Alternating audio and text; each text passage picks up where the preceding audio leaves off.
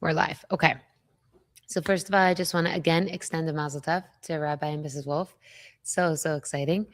We need to celebrate the goodness and the brachas in our life, and I think that's really important to always be thinking about.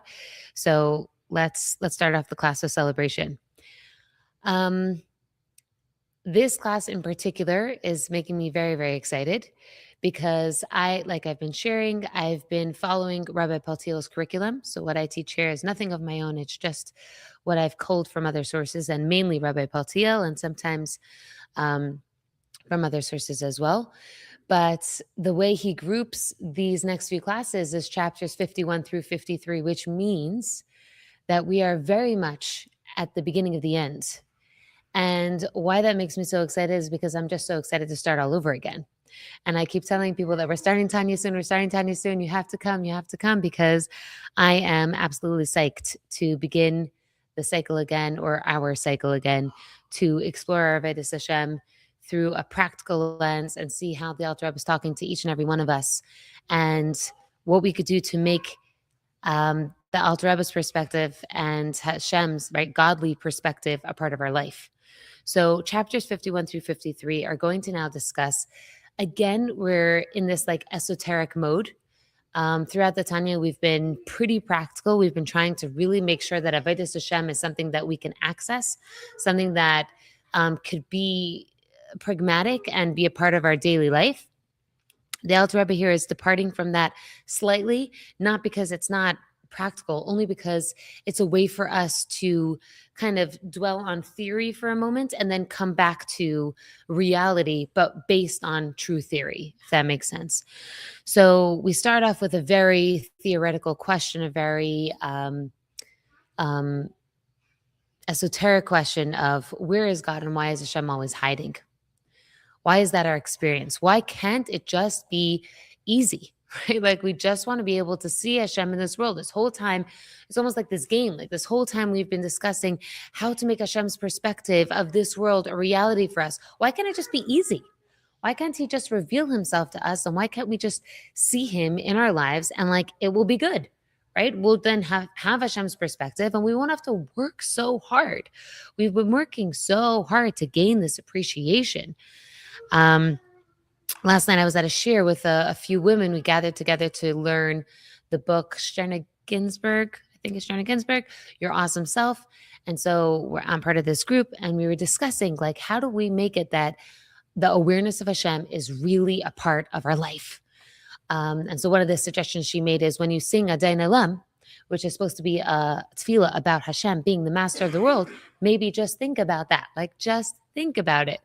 But there's so many ways to inculcate Hashem's perspective into our lives, but why does it have to be so hard? Why do we have to literally feel like we're pushing against the world to experience our Avodah? And the answer is one of the very first times that we experienced divine revelation. Hashem really expressing himself in this world where heaven literally came down to earth, where Hashem's voice was heard by humans, by Bnei Israel, at Har Sinai. And it says there that Kafa Alam Kahar Kagiyas, that Hashem took the mountain and kind of just made it hang over them. And according to the classical perspective of what that was almost like Hashem was saying, listen, if you don't take on Torah and mitzvahs, then the world will cease to exist. And that's what it is. Just know that the purpose of creation was so that we have this fusion of heaven and earth. And if you're not going to take that upon yourself, then yes, you are choosing your fate. A more Hasidic explanation is not that Hashem was trying to threaten us or that Hashem was just expressing or presenting the reality of the world, but more that Hashem was revealing himself so directly that our free will disappeared. When there's such an absolute revelation of God, there's no room any longer for Hindi Kalmenson's view of how she should live her life. It's completely compounded. It's overwhelmed by Hashem's perspective, and there's no room any longer for my punitive, expressive opinion on what has to happen in this world or how I should live my life. So when we talk about Kaf Aleim Har Kegigis, it wasn't that Hashem was trying to say, I don't want you to have an opinion or I'm forcing you into this, God forbid. it was actually showing us an experience of when divine revelation is so large, it actually does something to our free will, right? So from this, we can derive and understand a little bit, or the beginnings of the answer of why is Hashem so hidden? Why is it so hard for us to constantly try to uncover him? It's because if that hiddenness wasn't there, we would no longer have free will. We would literally just be overwhelmed by Hashem's will and his desire and what he wants from us. And part of Hashem making sure that his impact is not felt in this world so directly is so that we can have free choice. Beautiful. These last few months, I've been teaching Eshes Chayil, and Eshes Chayil is an incredible tefillah, so beautiful. And it describes this woman, this literally like this superwoman who can do everything. She takes care of her family, and then she takes care of her community, and she also doesn't leave everything for the servants. Instead, she does everything herself, and she buys a field, and she plants the field, and she also is making her own clothes, and she's providing for the community. There is nothing she doesn't have her hand in. Yeah. And obviously, we are talking about women and how incredible women are, and we're singing their praises. There's also one opinion that says that this is not just talking about women and how incredible women are in their investment in their lives and in their families and in their husbands, but it's also talking about the neshama in the guf. And the neshama, who is this woman, is literally working so hard. She's investing effort. Her avodah is constant. And that's why Eshes Chayil is sung on Friday nights when she finally can stop for a second and relax. Right? The avodah of the neshama on Shabbos is to stop and to just witness Hashem and to experience Hashem. And he now is the one who is going to be celebrated, and not me and my avodah and working so hard. Now there's like an experience of stopping. All this work that she's doing for the husband, for Hashem, now can relax for a moment, and Hashem could sing her praises, and Hashem could show how this neshama is shining, right? And there's a phrase in Eshes Chayil, it says, Lechem atzlus lo seichel, where the bread of laziness she doesn't partake in, right? And a little bit when I was teaching this class, the women were feeling like, okay, could we just catch a break for a second, right? It's so hard to always be working, especially in the world that we live in right now, where there is just nonstop, just a nonstop barrage of expectations and what I have to do and my and me showing up. And in the olden days, it was actually even slower. But here we're saying that she didn't even stop. And when we talk about that pasuk in the context of the neshama serving Hashem, what we're trying to say is that the neshama's drive is to serve, and it wants to serve. And its experience is, I want to witness Hashem, which is beautiful, right? It's not like a laziness. It has a drive. It has a desire to meet Hashem, to come back to Hashem, to serve Hashem. So we're not trying to pressure you or give you more expectation upon yourself. We're actually trying to uncover a beautiful part of yourself, which is you as women, and in particular, you as an neshama, you have a drive to uncover Hashem. And Hashem's hiddenness is there for you to actually choose that, not for you to just be overwhelmed by, okay, Hashem wants me to do this, so then I'm for sure going to do this. I was recently talking to a woman, I was coaching a woman who's on shluchas. So we're all on shluchas. My mother always says shluchas is when you walk out of the house, and it's even in the house, right? But for someone who knows that they have a certain portion of land or a certain community that they have to service, there's a certain pressure and expectation that they have kind of almost like written in a contract of who they're supposed to service and what services they are supposed to provide. And in a way, that very clear direction for this woman was actually becoming very difficult for her. Why? Because there was so much pressure. And there's so much expectation, and I'm supposed to be doing this, but I'm also pregnant and I'm nursing, and I have all my kids to take care of. And I also feel like my husband took over this because I couldn't handle it. And then when she keeps on coming back to that that sheet of paper that says of what exactly she's supposed to be doing and how she's supposed to be doing it. She just couldn't do it because it's just so overwhelming. There's so much expectation there. There's so much built in, as opposed to if your shluchas is, I want to share my light and the light of the Rebbe's teachings and the light of God and the light of Torah to an other, right? Which is technically what we're all supposed to be doing. Then what can I do to take one step forward towards that?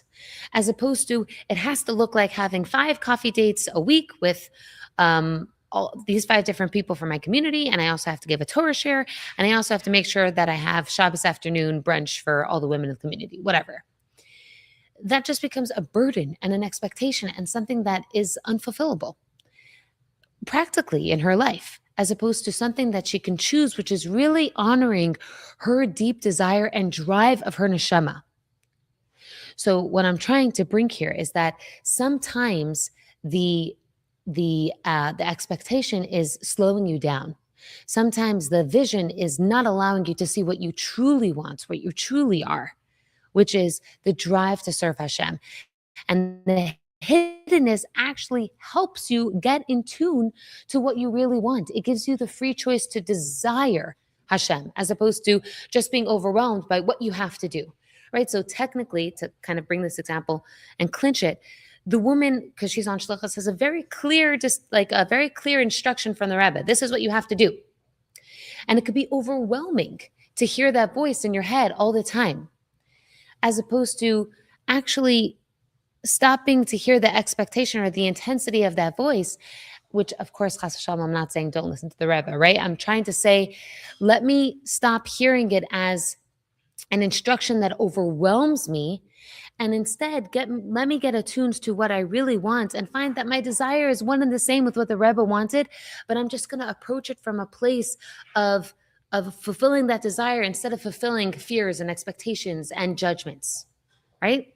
So it allows her to take that one step forward. So the example was right now in this moment, you're nursing a child and you're shopping for your Chabad house and you're overwhelmed with everything that you have to do. But what's if you were attuned to the desire of your neshama, which is to bring the light of Hashem into this world? What would that look like right now in this moment? It doesn't have to be a Torah share. It doesn't have to be a Shabbos brunch, and it doesn't have to be getting coffee dates. It could also be that you're just walking with dignity through the supermarket with your children and literally being a beacon of Hashem's light in this world. And if someone witnesses you and sees you, they see that. And you could also go over to someone and say, "Hi, are you Jewish?" You could do that too. But it might look different than the structures or what it looks like on the template on the paper that you had signed, on the bottom of your contract. So what we're trying to say is sometimes the busyness or the Hashem's will could overwhelm, as opposed to what Hashem really wants is for us to choose.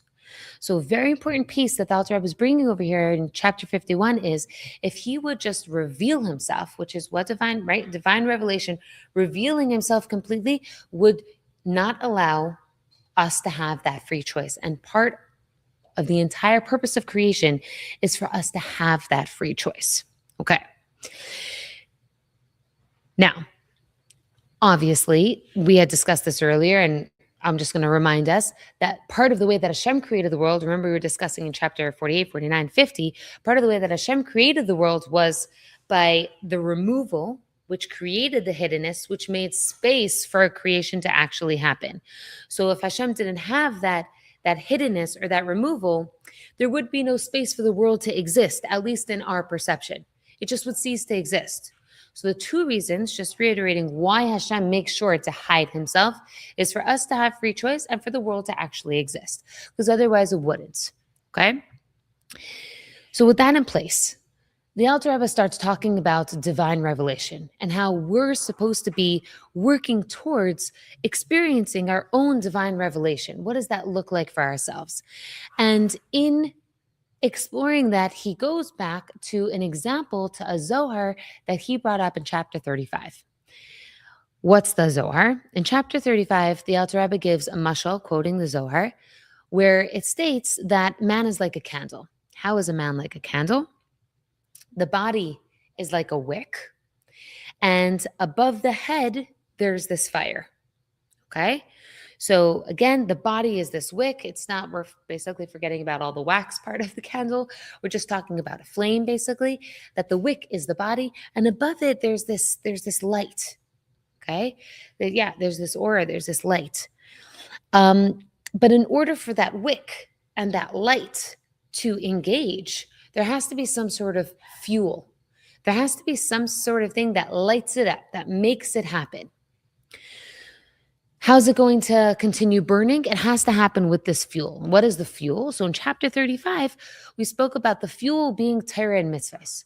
So for a person to be a candle, literally a conduit, a conductor of light, in order for you to actually have that light on your wick, you have to be performing Torah and mitzvahs. Okay? And what we discussed then was, why can't the neshama just be on fire itself? Why can't the neshama just burn? Why can't the neshama just shine out into the world and just be that divine revelation? Why do we need Torah and mitzvahs to be the specific recipe so that we can become a conduit for Hashem's light? And the answer for that was that part and parcel of the experience of being someone who is a conductor for Hashem's light is not being there, which is a funny thing to say. In order for you to be a conductor, there has to be less of you to make space for whatever it is that you are conducting, right? Whatever you're being a conduit or a channel for, right? So what happens is the way through which one can become a conductor, a channel, someone conducive to share light, you have to experience something called bittul. And this is what we spoke about in chapter 35. What is bittul? Bittul has a lot of English words that are given to it, but none of them really adequately translate what it is. Sometimes we use the word nullification, so like a nullification of self, but that has very negative connotations. So, and it's not supposed to be that. It's supposed to be something that is, instead of you nullifying yourself and becoming less, it's actually supposed to be surrender is another word, where you're surrendering, but in a way you're becoming part of something so much greater. It opens you up to vistas beyond the constriction that you were before, right? So what is bittul in context to what we're talking about here? Bittul is me putting myself aside, putting my will aside to make space for Hashem's will. When I'm experiencing bittul, the best place where I'm experiencing bittul is through the performance of Torah and mitzvahs. These are the ways through which I put aside my will and I conduct Hashem's will. So one of the ways the Gemara talks about this a lot, how does a person experience divine revelation? By not being egotistical, right? So let's just hop to the opposite. If a person is egotistical, if they're full of themselves, if they're constantly thinking about themselves, that is definitely a barrier to divine revelation. That is a way to push Hashem away. Hashem says, I cannot dwell within someone who's so full of themselves. There is no space for me here. So one of the ways through which we could experience divine revelation, and that's what we're going to be talking about here, how to experience revelation, is through an act of bittul. And specifically, the way through which to experience bittul, there's lots of different ways to experience bittul, but the channels that work are the channels of Torah and mitzvahs. And the question here is why? Why Torah and mitzvahs specifically? There's an interesting story about Herman Wouk meeting with the Rebbe. And Herman asked the Rebbe, what do you think about the American people? What do you think about Americans? And the Rebbe says something really interesting. He says, you can never tell an American person what to do. You can't tell them. They're not going to listen, but you can teach them everything, right? So, and the Rebbe really, it was such an insight into, for sure, the philosophy behind America itself, which was, we are an assertive people. We want freedom. That's part and parcel of who we are. And in a way, that's a beautiful thing. And in a way, there's a lot of leadership there. And there's also a lack of surrender and bittul. But if you could harness that power and you could harness that leadership and help it see the right way through the right lens, then you'd be able to teach the American people. We're obviously talking about American Jews. So again, the Alter Rebbe addresses this question: why do we really need Torah and mitzvahs? We said before it was because bittul is what helps you get to that place of welcoming Hashem into your world. But why specifically does it have to be Torah and mitzvahs? And the explanation for that is very interesting. So when we talk about divine revelation, Hashem is revealing himself constantly. What's interesting is everybody has this different ability to actually receive that revelation. So it's really dependent on the receiver, on how much you're going to be able to be struck or to be a conduit, a direct conduit for that light. All that light is coming down. It's just whether or not you're really able to receive it well. Torah and mitzvahs gives us the ability to receive Hashem's light in a measured way through which we can take his will and make it our own will and not contradict the concept of free will, not overwhelm us and not destroy the world.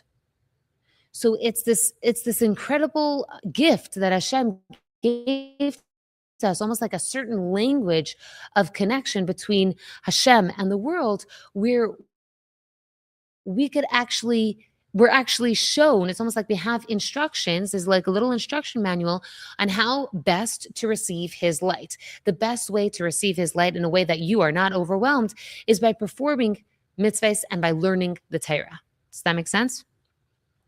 So there's an interesting philosophy by the Rebbe. The Rebbe, people used to talk about the Rebbe all the time. The Rebbe has Nevuah, the Rebbe has Ruach HaKodesh.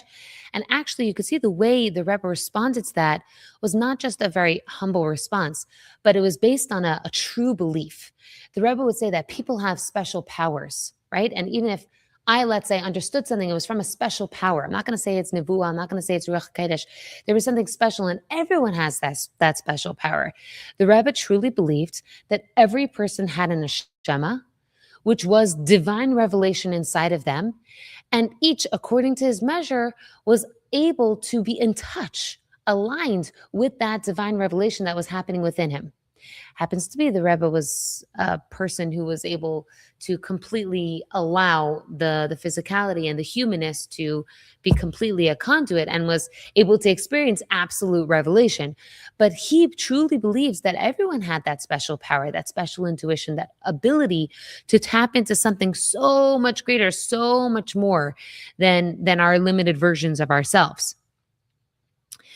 So how to do this, right? How are we going to increase in our divine revelation? Because this is part of what our Avaida is. Our Avaida is to get in touch with, you got it? Okay. Sorry. To get in touch with our Avaida. And one of the ways to do it, welcome. Welcome. Come right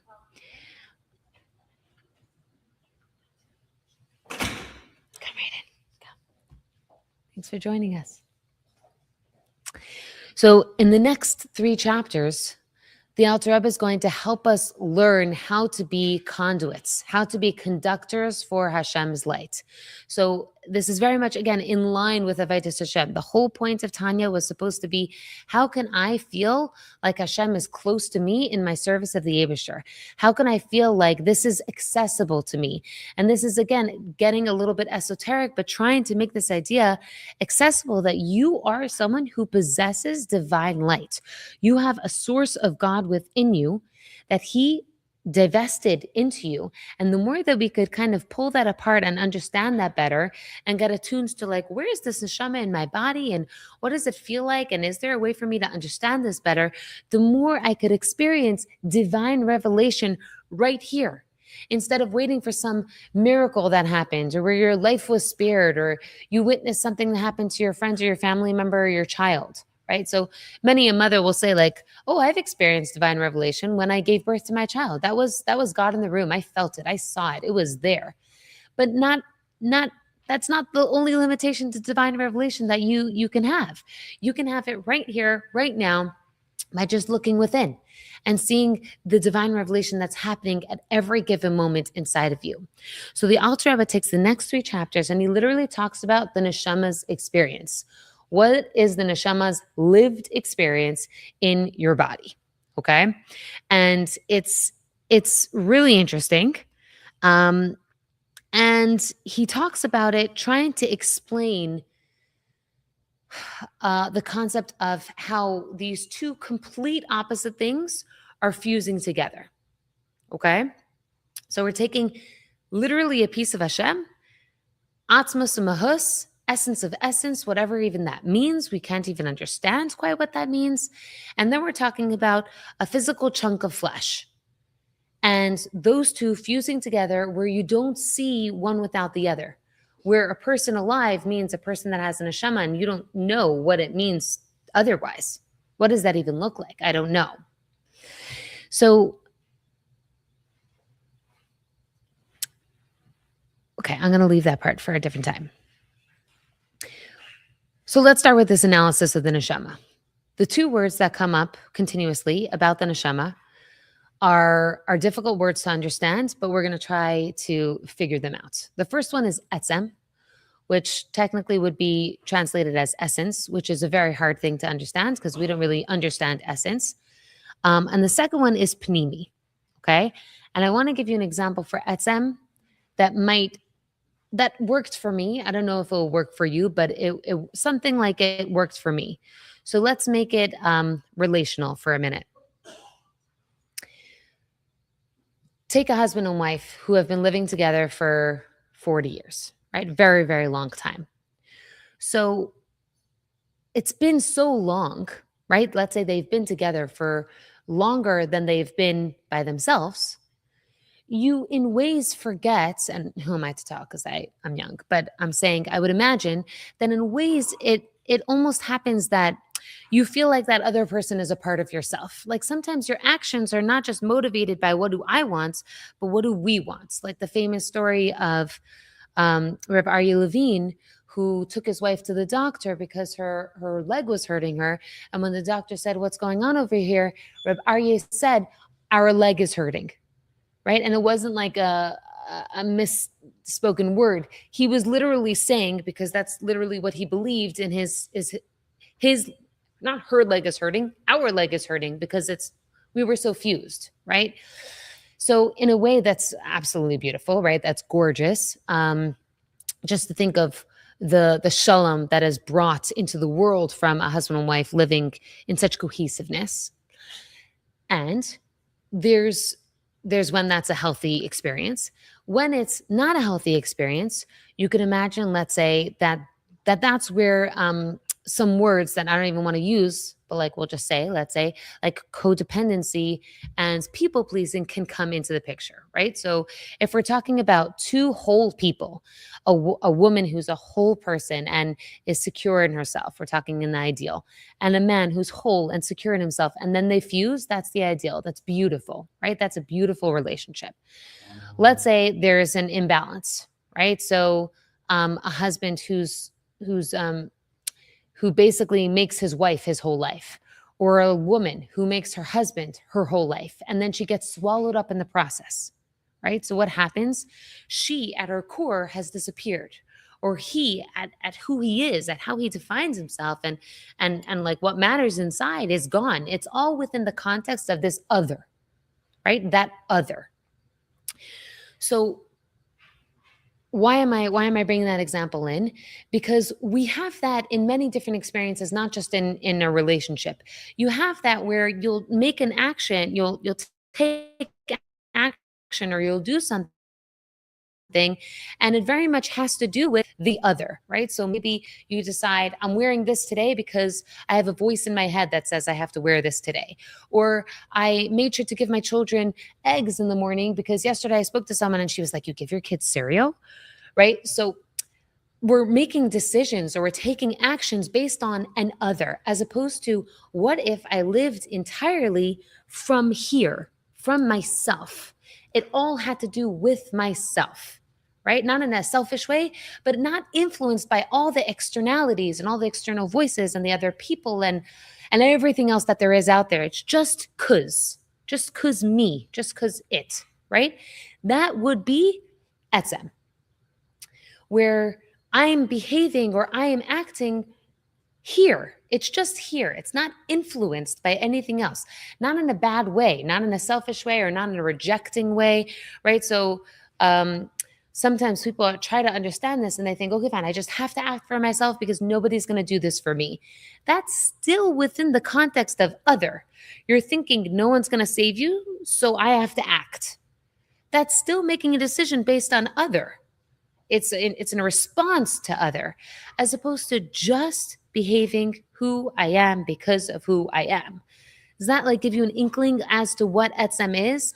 It's just it's like this beautiful, just like an infinity circle that just stays here, and it doesn't have to go anywhere else in order to function. That's what the neshama is. And the neshama is one with God, right? So it's this infinity circle of a piece of God that it's not in relation to anything else. Its energy is just here. That's etzem. And now you're taking etzem and you're putting it inside of a body, okay? And this body that I'll bring another piece to etzem for a moment, right? Just to understand a little bit more. When we're talking about etzem, we're also talking about lack of division. There's no part of it that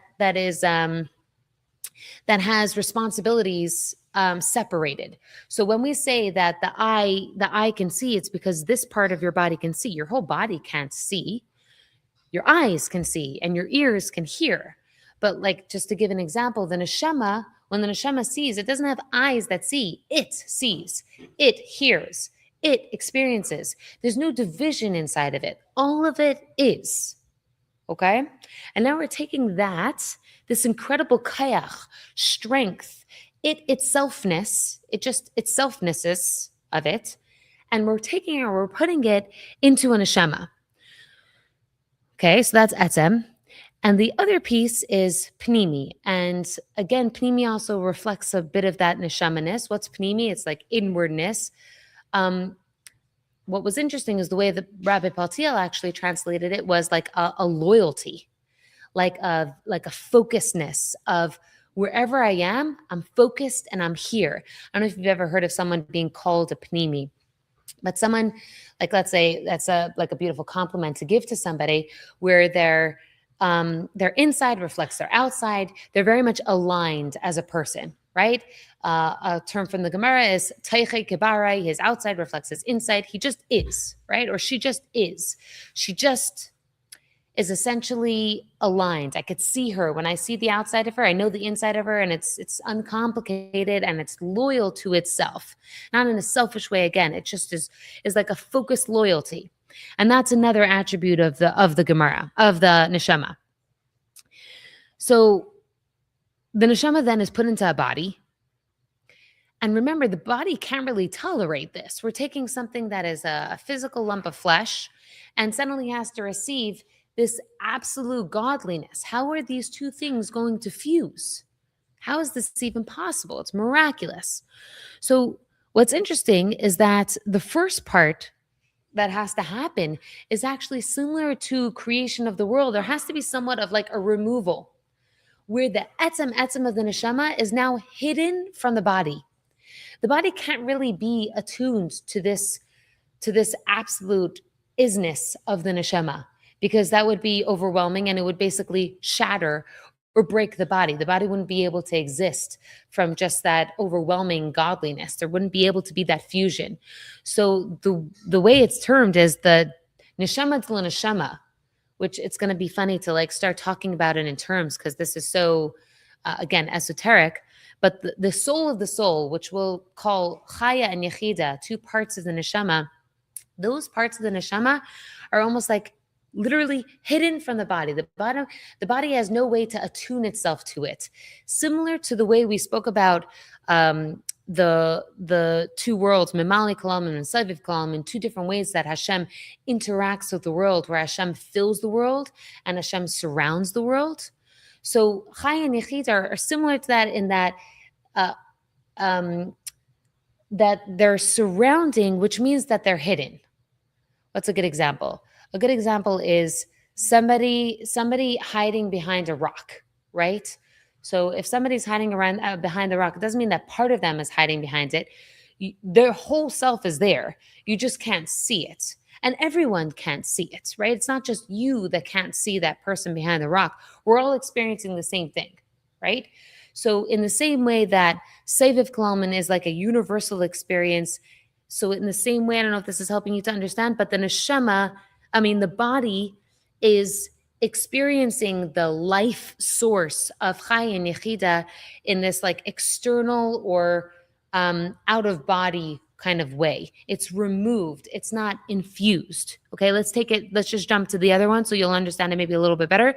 The other three parts of the neshama, nefesh, ruach, neshama, are actually going to settle into the body. Okay, and they're going to become different parts of the body.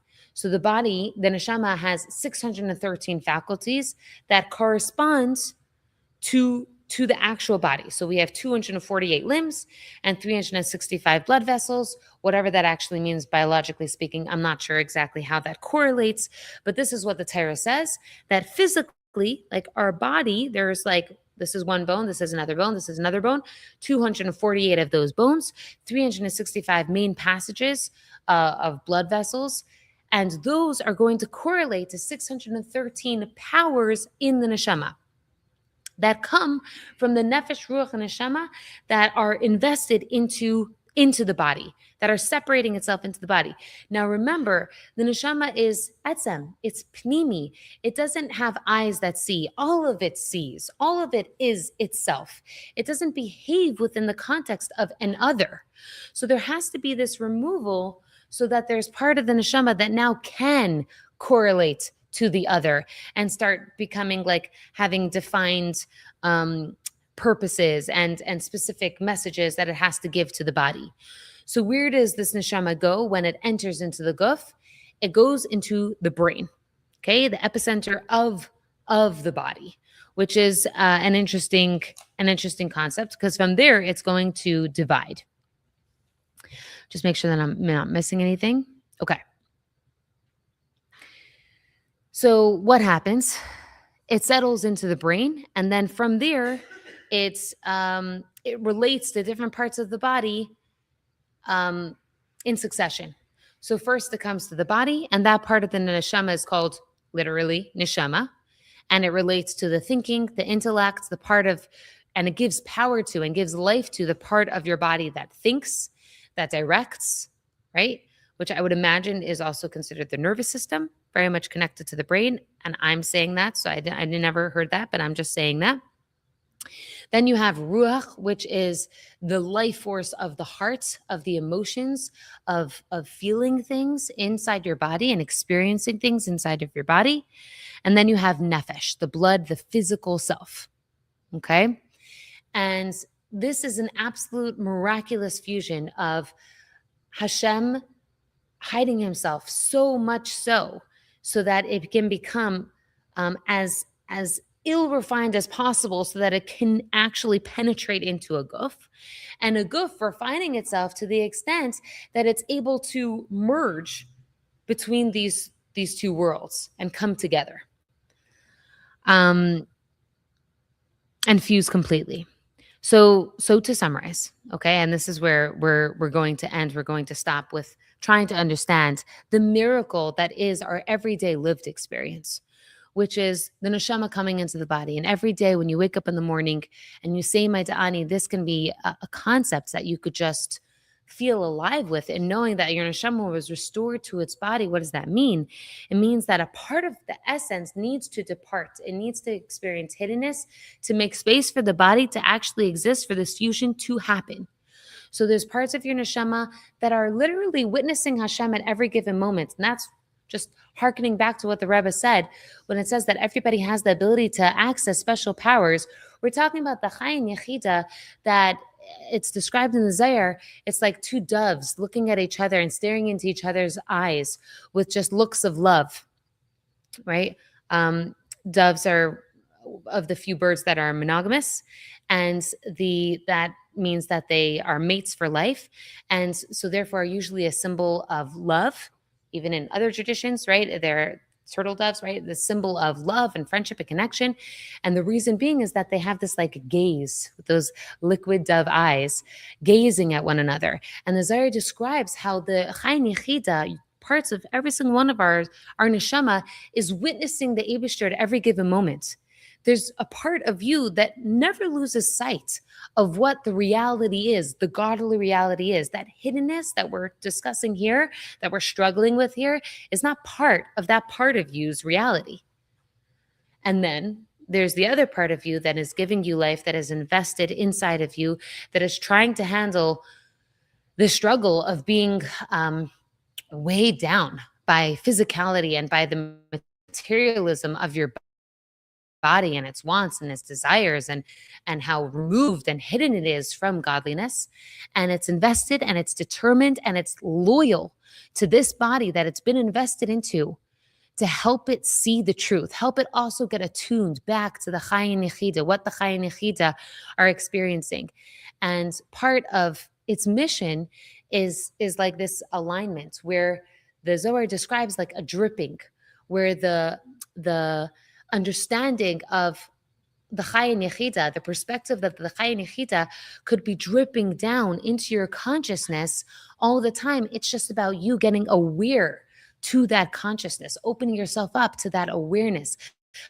But it's there. We all have those special powers. We're all experiencing that incredible investment in our physical bodies. It's just about the more that we learn about it, the more that we open ourselves up, the more that we can see it. So again, the neshama, when it comes into the body, part of it has to depart. Then the soul goes into the brain, and then the brain distributes life. Takes a lot of neshama powers to itself, right? The brain is that center, and it's the control center, and it tells everybody what to do. So it takes a lot of that power for itself, not in a selfish way, just like that's where the neshama is settling, and then gives out the kaichais, gives out the strengths, the ability, the vitality, the life to other parts of our body, so that the miracle of an alive body to actually happen. And they all work within unity, and you could also see how the neshama is loyal to itself, and you could see it literally in the remoteness in most people to hurt themselves, right? If your arm is not working the way it's supposed to be, your other arm is not going to come and hit your arm, because it understands that it's all a unified experience. It's all this one body together. What makes it that this finger understands that this finger is also integral to its existence is the fact that there's this one control center that's coming from one neshama that's recognizing that the loyalty to the entire vessel is what's important. So we're going to continue with discussing that and understanding that a little bit more next week.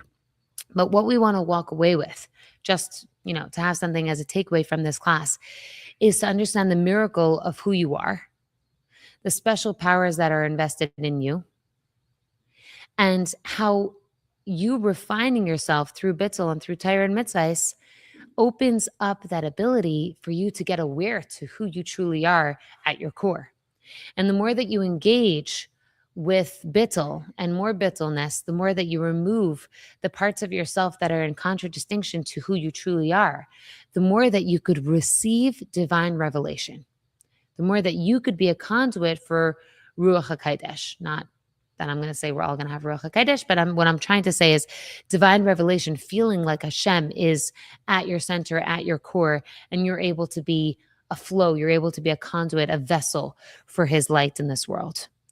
So I want to give us all a bracha that we could make one tiny step towards seeing what our true will is, and getting rid of all the chaff and all the distraction and all the expectations and judgments on ourselves, and instead just get attuned to there's a real desire there to connect to Hashem, like you're all exhibiting here by showing up to a Torah class on a Wednesday afternoon on a rainy day. So allow yourself to celebrate that you did that you showed up, and that's a very deep part of you that's shining forth. You getting aligned to the deepest part of you, that's incredible. And if you just take one more step towards that, then you're constantly living in alignment with that neshama that was given to you as a gift. So good luck with that. I'm looking forward to next week.